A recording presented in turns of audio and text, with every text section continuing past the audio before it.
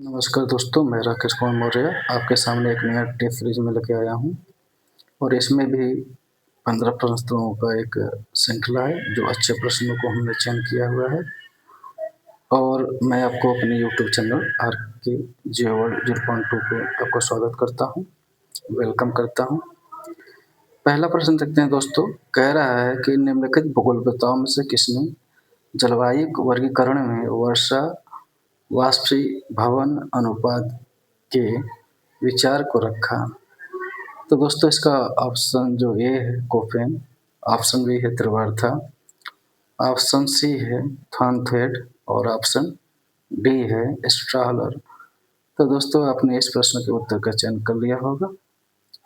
इस प्रश्न का जो सही उत्तर है दोस्तों वो है ऑप्शन सी थॉर्नथवेट। थॉर्नथवेट ने ही मुख्य रूप से अपने जलवायु वर्गीकरण में वर्षा वाष्पीभवन या वाष्पीकरण अनुपात को मुख्य रूप से समाहित किया था।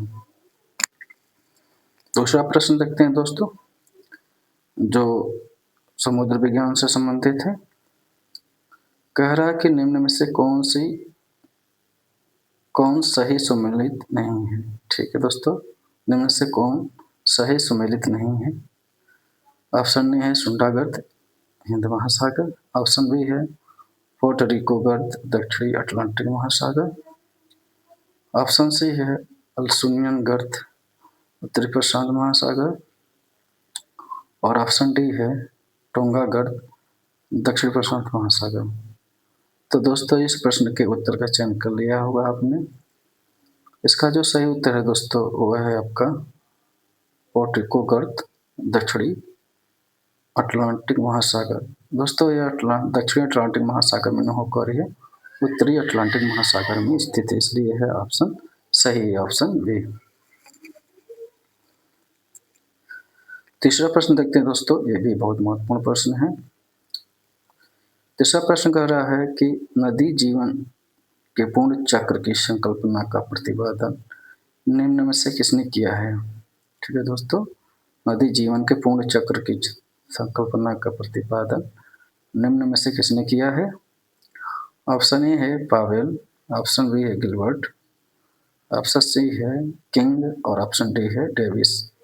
तो दोस्तों इसका जो सही उत्तर है वो है ऑप्शन डी, डेविस ने नदी जीवन के पूर्ण चक्र का प्रतिपादन किया है। चौथा प्रश्न देखते हैं दोस्तों। चौथा जो आपका मानचित्र से संबंधित है, आपका कार्टोग्राफी से है। कह रहा है कि निम्नलिखित में से कौन सा प्रक्षेप केप काहिरा रेल मार्ग के प्रदर्शन हेतु उपयुक्त है। बहुत अच्छा प्रश्न है दोस्तों। इस तरह का प्रश्नों का चयन आयोग द्वारा खूब किया जा रहा है। निम्न में से कौन सा प्रक्षेप केप काहिरा रेल मार्ग के प्रदर्शन हेतु उपयुक्त है। ऑप्शन ए है मर्केटर प्रक्षेप, ऑप्शन बी है बहुशंकु प्रक्षेप, ऑप्शन सी है सिनुसाइडल प्रक्षेप और ऑप्शन डी है वोन प्रक्षेप। तो दोस्तों आपने इस प्रश्न के उत्तर का चयन कर लिया होगा। दोस्तों इसका जो सही उत्तर है वो है सिनुसाइडल प्रक्षेप, ऑप्शन सी। पांचवा प्रश्न देखते हैं दोस्तों, यह भी आपका समुद्र विज्ञान से संबंधित है और बहुत ही महत्वपूर्ण प्रश्न है। ये इस तरह के प्रश्नों का चयन भी खूब किया जा रहा है। कह रहा है कि आयोडीन एवं पोटास के लिए महत्वपूर्ण समुद्री संसाधन है। ठीक है दोस्तों, आयोडीन एवं पोटास के लिए महत्वपूर्ण समुद्री संसाधन है हरा शैवाल, भूरा शैवाल, हरा नीला शैवाल और डी है लाल शैवाल। तो दोस्तों इसका जो सही उत्तर है आपने सोच भी लिया होगा, इसका सही उत्तर क्या हो सकता है। दोस्तों इसका सही जो उत्तर है ऑप्शन बी भूरा शैवाल। भूरा शैवाल में भारी मात्रा में आयोडीन और पोटास पाए जाते हैं दोस्तों। ठीक है दोस्तों, और इसी से भारी मात्रा में आयोडीन की पूर्ति भी की जा रही पूरे विश्व को। छठा प्रश्न देखते हैं दोस्तों।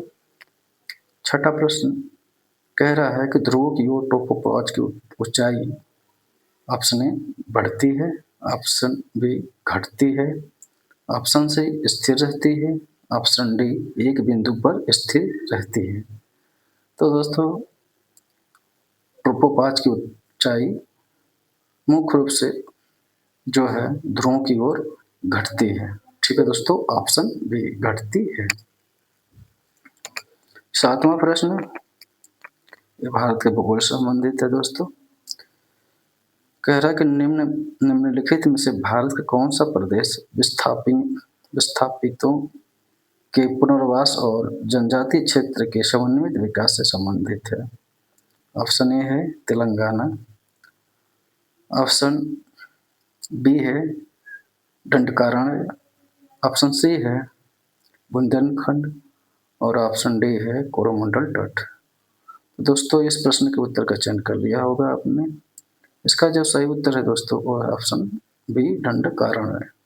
ठीक है दोस्तों, दंडकारण्य, क्योंकि भारत जब आज़ाद हुआ तो भारी संख्या में लोगों को जो पाकिस्तान से लोग आए थे उनको बसाना था, तो इसने जो आपका दंडकारण्य क्षेत्र जो उड़ीसा और आंध्र प्रदेश का जो क्षेत्र आता है संक्रमण क्षेत्र, उन्हीं क्षेत्रों में इनको बहुत सारे लोगों को बसाया भी गया था।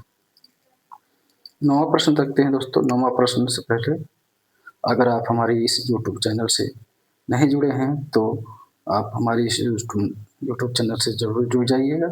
आप हमारे इस चैनल को सब्सक्राइब कर लीजिएगा और जितने भी वीडियो हैं, जितने भी प्रैक्टिस सेट हैं उसको आप ज़रूर देखिएगा, क्योंकि जितने भी प्रैक्टिस सेट हमने कराए हैं उसमें बेहतरीन प्रश्नों का श्रृंखला दिया हुआ है 15 प्रश्नों का, जो कहीं ना कहीं एग्जाम में पूछ लिया गया होगा या पूछे जाने की संभावनाएं बहुत अधिक है दोस्तों। आप देखिएगा जितने भी हम प्रैक्टिस आपको करा रहे हैं, आप देखिएगा जो भी आप परीक्षा देने जाएंगे इसमें से आपको बहुत सारे प्रश्न आपको देखने को मिलेंगे।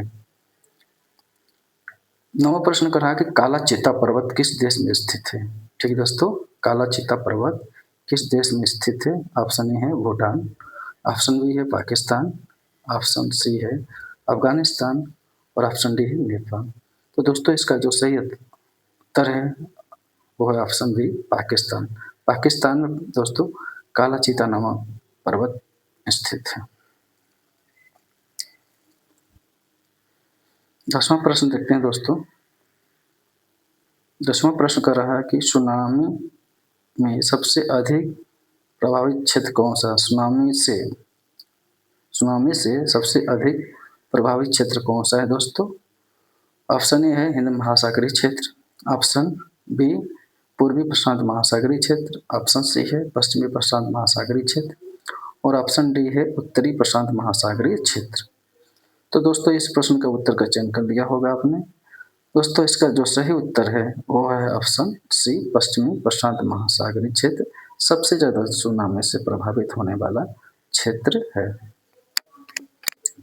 11वां प्रश्न देखते हैं दोस्तों। ये भी बहुत महत्वपूर्ण प्रश्न है जो आपका भूआकृति विज्ञान से संबंधित है। ज्वालामुखी क्रिया के लिए किसने सर्वप्रथम वल्केनिज्म शब्द का प्रयोग किया था। वल्केनिज्म शब्द का प्रयोग किया था। ऑप्शन ए है जेम्स हटन, ऑप्शन बी है वारचेस्टर, ऑप्शन सी है किंग और ऑप्शन डी है डेविस। तो दोस्तों आपने इस प्रश्न के उत्तर का चयन कर लिया होगा और इसका जो सही उत्तर है दोस्तों वो ऑप्शन बी है वारचेस्टर ने ज्वालामुखी क्रिया के लिए सर्वप्रथम वल्केनिज्म शब्द का प्रयोग किया था। 12वां प्रश्न बहुत ही महत्वपूर्ण प्रश्न है दोस्तों। इस तरह के प्रश्नों का चयन आयोग द्वारा खूब किया जा रहा है, चाहे वो हायर एजुकेशन हो, चाहे असिस्टेंट प्रोफेसर का हो, चाहे आपका यूजीसी नेट का हो, किसी भी राज्य, चाहे वो सेंट्रल हो, चाहे सेंट्रल यूनिवर्सिटी में, चाहे स्टेट हो, चाहे यूजीसी नेट के द्वारा खूब इस तरह के प्रश्नों का चयन किया जा रहा है। कह रहा है 12वां प्रश्न, कोरियालिस बल के बारे में कौन सा कथन असत्य है उसका चयन करें। सबसे बड़ी बात है दोस्तों असत्य है। ठीक है, कोरियालिस बल के बारे में कौन सा कथन 4 विकल्पों में से कौन सा असत्य है, इस बात को ध्यान में रखना है। सत्य नहीं असत्य पूछ रहा है। ठीक है दोस्तों, पहला है कोरियालिस बल उच्च वायुदाब से निम्न वायुदाब की ओर क्रियाशील होता है। वी कह रहा है कोरियालिस बल का निर्धारण पवन वेग द्वारा होता है। ऑप्शन सी कह रहा है कोरियालिस बल क्षैतिज रूप में गतिमान पवन के समकोण पर कार्य करता है और ऑप्शन डी कह रहा है कोरियालिस बल गतिमान वस्तु के द्रव्यमान के सीधे समानुपातिक होता है। दोस्तों, आपने इस प्रश्न के उत्तर का चयन कर लिया होगा। अगर नहीं किए हैं तो आप इस वीडियो को रोककर अपने प्रश्न के उत्तर का चयन कर लीजिए। इसका जो सही उत्तर है दोस्तों, जो इसमें से गलत है, वो ऑप्शन ए है। इसमें कह रहा है कि कोरियालिस बल उच्च वायुदाब से निम्न वायुदाब की ओर क्रियाशील होता है, जबकि दोस्तों कोरियालिस बल जो होता है निम्न वायुदाब से उच्च वायुदाब की ओर क्रियाशील होता है। यहाँ पे उच्च पहले लिखा हुआ, बाद में निम्न लिखा हुआ है, यही गलत है। पहले निम्न होना चाहिए, फिर उच्च होना चाहिए। 13वां प्रश्न देखते हैं दोस्तों, मेकिंग ऑफ मॉडर्न ज्योग्राफी। दोस्तों, मेकिंग ऑफ मॉडर्न ज्योग्राफी पुस्तक के लेखक कौन है? यह परीक्षाओं में पूछा जा चुका है और आगे भी पूछे जाने की संभावनाएं हैं। ठीक है दोस्तों, ऑप्शन ए है हॉटसन, ऑप्शन बी है जॉन्स्टन, ऑप्शन सी है डिकिंसन और ऑप्शन डी है ग्रेगरी। तो दोस्तों, इसका जो सही उत्तर है वो है ऑप्शन सी, डिकिंसन ने मेकिंग ऑफ मॉडर्न ज्योग्राफी पुस्तक लिखा है। 14वां प्रश्न दोस्तों, ये भी बहुत महत्वपूर्ण प्रश्न है। यह प्रश्न भी कभी नहीं पूछा गया है। दोस्तों, यह प्रश्न कहीं नहीं पूछा गया, मैं इतने विश्वास के साथ कह सकता हूँ। जीविका के लिए संसाधनों की प्राप्ति के लिए प्रतिस्पर्धा को न्यूनतम करने की क्रिया को क्या कहा जाता है? जीविका के लिए संसाधनों की प्राप्ति के लिए प्रतिस्पर्धा को न्यूनतम करने की प्रक्रिया को क्या कहते हैं?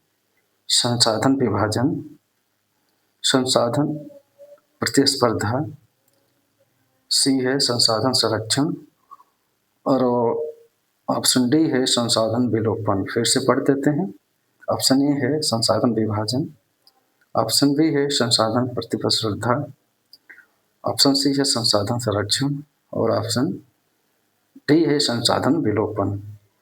तो दोस्तों, आपने इस प्रश्न के उत्तर का चयन कर लिया होगा। इसका जो सही उत्तर है दोस्तों, वो ऑप्शन ए है, संसाधन विभाजन कहा जाता है। संसाधन विभाजन कहा जाता है।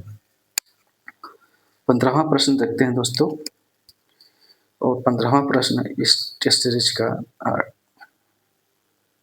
आखिरी प्रश्न है। ठीक है दोस्तों, 15वां प्रश्न कह रहा है, मैक्सिको में पशु बाड़ों को किस नाम से जाना जाता है? ठीक है दोस्तों, मैक्सिको में पशु बाड़ों को किस नाम से जाना जाता है? ऑप्शन ए है स्टेंसिया, ऑप्शन बी है स्पेसिया, स्पेंसियस, स्पेंसियस और ऑप्शन सी हेसिएंडा, हेसिएंडा और ऑप्शन डी है चूमिस। फिर से पढ़ देते हैं दोस्तों। ऑप्शन ए है स्टेंसिया,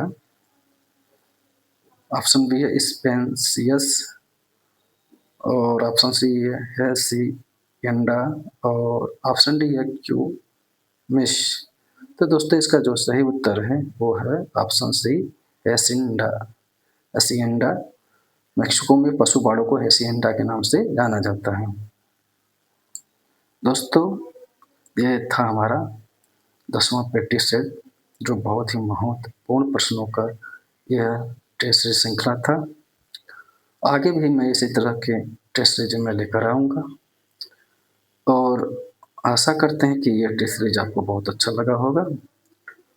और अगर आपको अच्छा लगा हो या इसमें कोई कमी हो, त्रुटि हो उत्तर में, तो हमको कमेंट ज़रूर कीजिएगा, जिससे हम